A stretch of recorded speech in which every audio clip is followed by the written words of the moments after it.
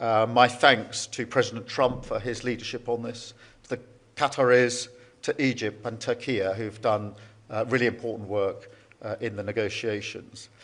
It is a relief to the world, and I think particularly of the hostages who've been held a very long time and their families, and to all the civilians in Gaza who've been so affected by this conflict. And so it does now need to be implemented. And as for the next stages, we, the UK, stand ready to work with others on implementing the next stages. We're set out in the plan, but it is a really important step that's been reached here, and that's why I strongly welcome it. On the question of Ukraine and Russia, yes, we did discuss that this morning with President Modi, and we each went through the steps we're taking to bring about a resolution of the conflict, and we emphasised in particular our focus on the shadow fleet and the work that we're doing leading the coalition of the willing. Thank you, Alex. Can I come to Carl, ITV? Thank you, Prime Minister. Can I push you on that just a little bit? Did you ask the Indian Prime Minister to stop buying Russian oil and stop funding Russia's war machine in Ukraine? And separately, did you raise the issue of British man Jagtar Singh Johal? What did you ask and what was the response? So on the first question of Russia-Ukraine, we did discuss this and looked particularly at the outcome that we both want. So Prime Minister Modi and myself, the focus on ending this conflict and the various steps that could be taken to that end. And that was a wide-ranging discussion, but we did set out the steps that we are taking in relation to energy, particularly on the shadow fleet, and the work of the Coalition of the Willing. On the consular cases, yes, we did raise the consular cases. We always raise them when we have the opportunity to do so. I should say that the Foreign Secretary is meeting the families in coming weeks, as well as raising it today. Thank you. Sam from Sky. Sam Coates, Sky News. Prime Minister, it looks like Tony Blair is going to have quite a big role overseeing Gaza. Should we trust his instincts on that? And also, you spoke to the boss of Infosys yesterday about the successful rollout of digital ID in India. What lessons did you take away from that conversation? Well, just in relation to the situation in the Middle East, the first and most important thing to say is that the deal today is a real breakthrough. And that is why it's important that we recognise that and recognise the human impact that is going to have on those that have been most affected. And that's why I've referenced in particular the hostages, their families, and all civilians in Gaza who have been through unimaginable horrors and grief over the last period of this conflict. Now it does need to be implemented. I'm less interested, to be perfectly frank, in discussions about personnel than I am in getting it implemented. The UK has played an important part behind the scenes in relation to these negotiations, working with the US and mediators, and we stand ready to play our part in implementing this, again, with others as we go forward. For me, what matters is the substance of what happens next, and that is what we're totally focused on. In relation to digital ID, we did discuss this yesterday, and in particular the benefits that it has brought in India. We've obviously also looked at other countries, Estonia, for example, and the speed with which it allows citizens here to access services, particularly financial services, is something that was recognised in our discussions yesterday and actually at the FinTech discussion that we had today as well. So we're looking at those examples of how digital ID helps individuals with the processes that sometimes take too long and are too cumbersome and makes them easier for them. Thank you very much. Can I go to Paul at Channel 4? Good afternoon, Prime Minister. In the first line of your statement this morning, and you've just repeated it now, you called it, quote, President Trump's peace plan for Gaza. So, yes or no, do you now think that President Trump will be a deserved winner of the Nobel Peace Prize? Well, look, it is a very significant step forward, and it would not have happened without President Trump's leadership on this. And I want to be really clear about that, and I say that from the informed position of the UK having played a part behind the scenes in this with the US and with the mediators. What matters now is to press on and implement this. All parties need to implement and agree and take forward the commitments that they have made to the next stage. That is hugely important. We will work with others to ensure that that happens, but my focus now is moving this from the stage it's at now, which is really welcome, strongly welcomed, to ensuring that we now move on to the next stage and make a success of this, because that matters to me more than anything else. Thank you. Catherine, GB. Catherine Forster, GB News, thank you. Prime Minister, we've all seen thousands of pictures of you, very large, round this city, and people clearly delighted to see you. How does that feel? And also, though you're very popular here, you're really very unpopular at the moment at home. And, you know, digital ID had public support, you announced it.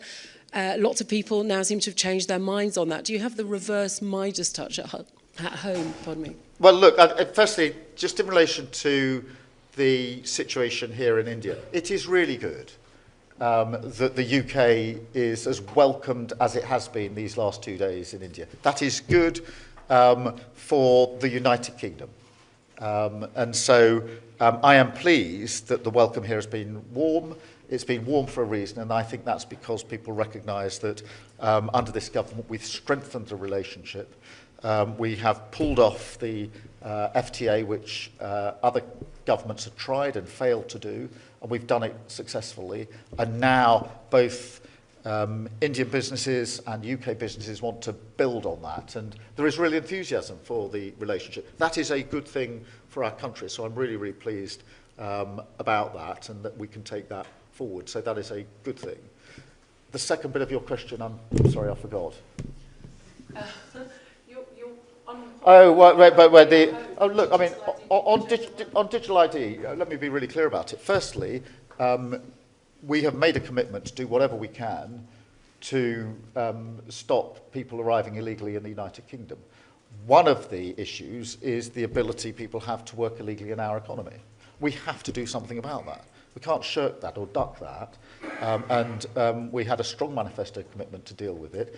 I think the vast majority, if not everyone in the UK, wants it gripped, and we need to therefore take measures necessary to grip it.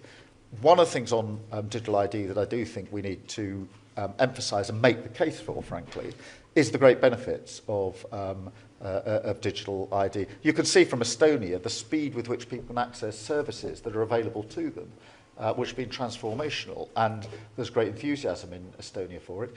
Here in India, I think it's 1 billion people have digital ID. It's been taken up on a voluntary basis in huge numbers, not least because it means that you can access your own money, make payments so much more easily than is available with others. So I think now we need to go out and make that case of the huge benefits that this will bring. There needs to be a national debate about it, and I think that the more people see the benefits that come with this, the more, as has happened in other countries, people say, that will make my life easier, and therefore I want to get on with it.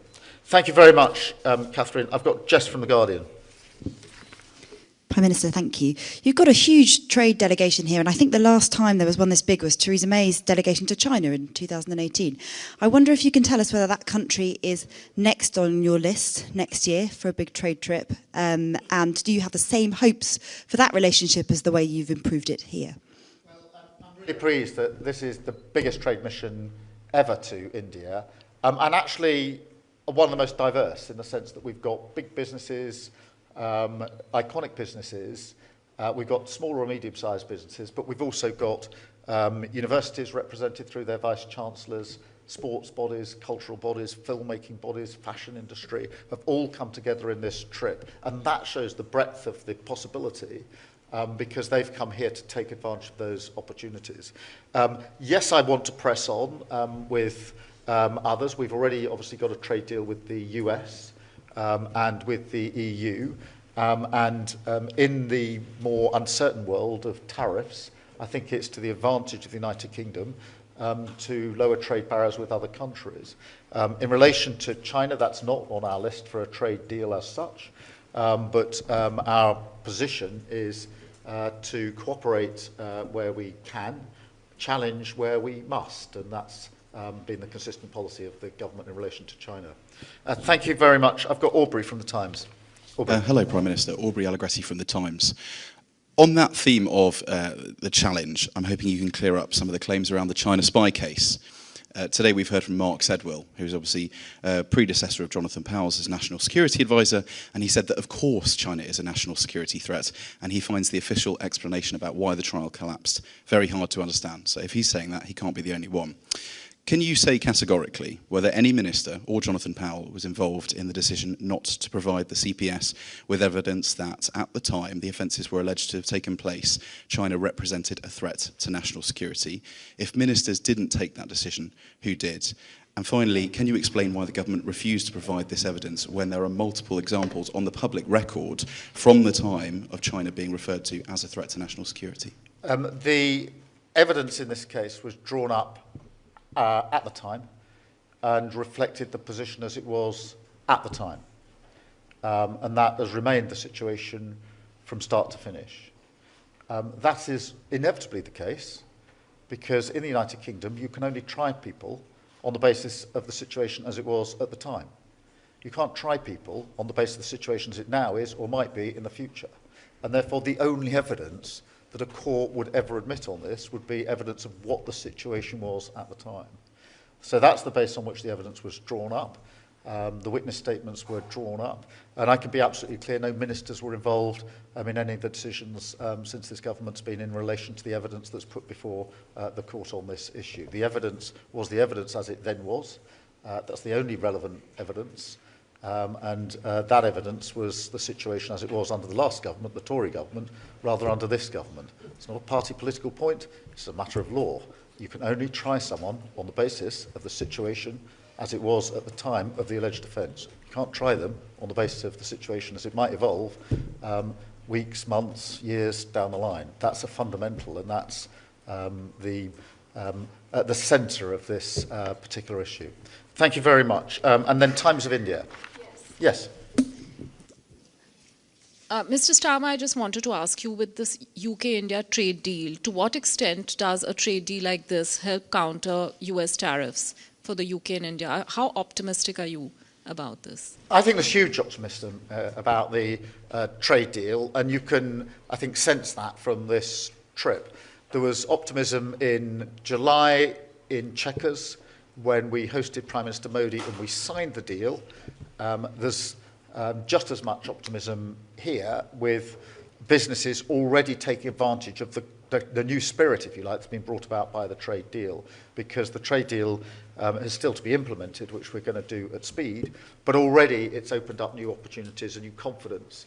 And both Prime Minister Modi and I recognise that in a world which is more uncertain now in trade and the economy, it is significant that two important and great democracies, the UK and India, have signed this agreement, provided that stability and that certainty, because that's what provides the opportunities, some of which we've already harnessed in the last 48 hours whilst we've been here, 10,600 jobs through the opportunities just whilst this delegation has been on the ground. So a really big opportunity, both for UK and for India. And in a sense, that's not just what I'm saying and the Prime Minister is saying here, it's what businesses are saying, it's the discussions they're having, it's what cultural institutions are saying, it's what the universities are saying. They see this as deeply significant in an uncertain world, and they're right about that.